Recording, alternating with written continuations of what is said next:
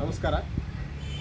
ನಾನು DB Attar, ASOC Bharat scouts ಮತ್ತು guides ಜಿಲ್ಲಾ ಸಂಸ್ಥೆ ಬೆಳಗಾವಿ. ನಾವು ಇವತ್ತು ಹೋಮಕುಂಡ ಅಥವಾ ಬಲಿಪೀಠ ಜೋಡಣೆ ಈ ಒಂದು ಅಗ್ನಿಯ ಒಂದು ಯಾವ ರೀತಿ ನಾವು ಉಪಯೋಗ ಮಾಡ್ತೀವಿ ಅನ್ನೋದನ್ನು ಪ್ರಾಯೋಗಿಕವಾಗಿ ತಿಳಿದುಕೊಳ್ಳುವಂಥ ಒಂದು ಅವಕಾಶ. ಹಾಗಾಗಿ ನಾನು ಈಗ ಅದನ್ನು ಬಲಿಪೀಠದ ಒಂದು ಯೋಜನೆಯನ್ನು ಯಾವ ರೀತಿ ಮಾಡ್ತೀವಿ ಅಥವಾ ಹೋಮಕುಂಡದ ಒಂದು ಜೋಡಣೆಯನ್ನು ಯಾವ ರೀತಿ ಮಾಡ್ತೀವಿ ಅನ್ನೋದನ್ನು ಮಾಡ್ತಾ ತೋರಿಸ್ತಾ ಇದ್ದೇನೆ.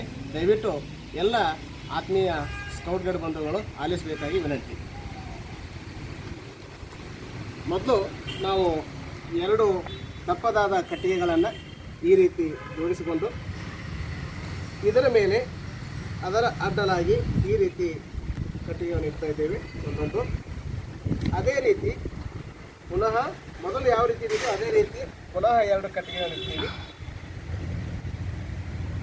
ಇದಾದ ಮೇಲೆ ಮತ್ತೊಂದು ಈ ಕಡೆಗೆ, ಒಂದು ಈ ಕಡೆಗೆ ಹೋಮದ ಒಂದು ಆಕಾರದಲ್ಲಿ ನಾವು ಕಟ್ಟಿಗೆಗಳನ್ನು ಜೋಡಿಸ್ಕೊಳ್ತಾ ಇದ್ದೇವೆ. ಈಗ ಇದಕ್ಕೆ ನಾವು ಪುನಃ ಕಟ್ಟಿಗೆಗಳನ್ನ ಜೋಡಿಸ್ಕೊಳ್ಳುವಾಗ ಸ್ವಲ್ಪ ಒಳಗಡೆ ಜೋಡಿಸ್ತಾ ಇದ್ದೀವಿ, ಯಾಕಂದರೆ ಅದು ಹೋಮಕುಂಡ ಇದಾಗಬೇಕು. ಅದೇ ರೀತಿ ಈಗ ನಾವು ಈ ಕಟ್ಟಿಗೆಗಳನ್ನ ಜೋಡಿಸಿದ ಮೇಲೆ ಕೆಲವು ಒಣಗಿದ ಎಲೆಗಳನ್ನು ಇದರೊಳಗೆ ಹಾಕ್ತೀವಿ. ಒಣಗಿದ ಎಲೆಗಳನ್ನು ಇದರಲ್ಲಿ ಹಾಕಿ ಸ್ವಲ್ಪ ಒಣ ಹುಲ್ಲು ಇವುಗಳೆಲ್ಲ ಹಾಕಿಬಿಟ್ಟು ಪುನಃ ನಾವು ಕಟ್ಟಿಗೆಗಳನ್ನು ಅಡ್ಡಲಾಗಿ ಇಲ್ಲಿ ಜೋಡಿಸ್ತಾ ಇದ್ದೇವೆ. ಈ ರೀತಿ ಜೋಡಿಸಿ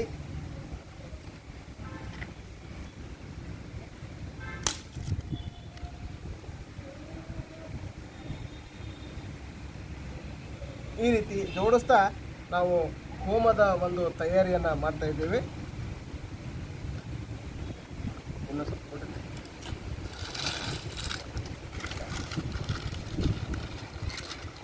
ಇದು ಒಣ ಎಲೆ ಅಥವಾ ಒಣ ಹುಲ್ಲನ್ನು ಹಾಕುವಂಥ ಉದ್ದೇಶ ಏನಂತಂದರೆ, ನಾವು ಈ ಹೋಮಕ್ಕೆ ಬೆಂಕಿಯನ್ನು ಹಚ್ಚಿದಾಗ ತಕ್ಷಣ ಹತ್ಕೋಬೇಕು. ಆ ಉದ್ದೇಶಕ್ಕಾಗಿ ನಾವು ಈ ರೀತಿ ಜೋಡಣೆಯನ್ನು ಮಾಡ್ತಾ ಇದ್ದೇವೆ. ಇನ್ನು ನಾವು ಇದಕ್ಕೆ ಬೆಂಕಿಯನ್ನು ಸ್ಪರ್ಶ ಮಾಡಬೇಕಾಗ್ಯದ. ಈ ಕಡೆಯಿಂದ ನಾವು ಗಾಳಿ ಯಾವ ಕಡೆಯಿಂದ ಬೀಸ್ತದ ಆ ಕಡೆಯಿಂದ ನಾವು ಬೆಂಕಿಯನ್ನು ಸ್ಪರ್ಶ ಮಾಡಬೇಕಾಗ್ತದೆ.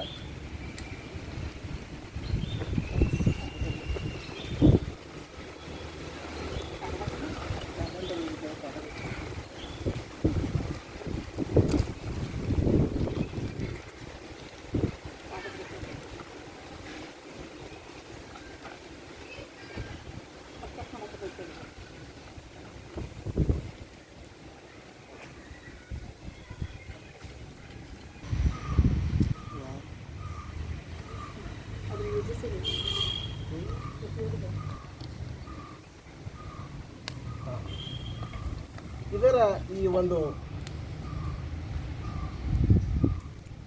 ಅಗ್ನಿ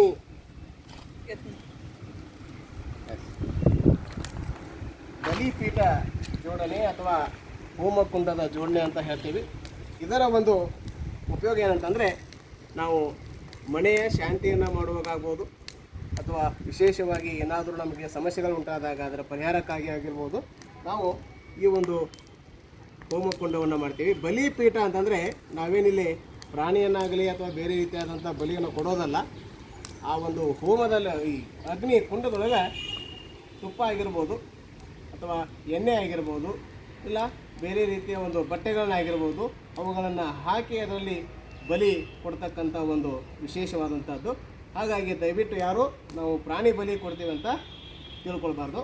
ಇದು ನಮಗೆ ಆಗ್ತಕ್ಕಂತಹ ಸಮಸ್ಯೆಗಳನ್ನು ಪರಿಹಾರ ಮಾಡಿಕೊಳ್ಳಲಿಕ್ಕೆ ಮಾಡ್ತಕ್ಕಂಥ ಒಂದು ಕಾರ್ಯ ಹೋಮಕುಂಡ ಅಥವಾ ಬಲಿಪೀಠ ಒಂದು ಜೋಡಣೆ ಅಂತ ಹೇಳ್ತೀವಿ. ಹಾಗಾಗಿ ನಾವು ಈ ರೀತಿ ಒಂದು ಹೋಮದ ಒಂದು ಕುಂಡದ ಆಕಾರದೊಳಗೆ ಕಟ್ಟಿಗೆಗಳನ್ನು ಜೋಡಿಸಿ ಮಧ್ಯದಲ್ಲಿ ಒಣ ಎಲೆ ಅಥವಾ ಹುಲ್ಲನ್ನು ಅಥವಾ ಹುರುಳಿಗಳನ್ನು ಹಾಕಿಬಿಟ್ಟು ನಾವು ಅದಕ್ಕೆ ಬೆಂಕಿಯನ್ನು ಸ್ಪರ್ಶ ಮಾಡಿ ಅದರಲ್ಲಿ ತುಪ್ಪ, ಎಣ್ಣೆ ಅಥವಾ ಬೇರೆ ರೀತಿಯ ಬಟ್ಟೆಗಳನ್ನು, ಹೀಗೆ ಬೇರೆ ಬೇರೆ ವಸ್ತುಗಳನ್ನು ಹಾಕಿ ನಾವು ಇದರಲ್ಲಿ ಹೋಮವನ್ನು ಮಾಡ್ತಕ್ಕಂಥದ್ದು ಅಂತ ಹೇಳಲಿಕ್ಕೆ ಇಷ್ಟಪಡ್ತೀನಿ. ಧನ್ಯವಾದ.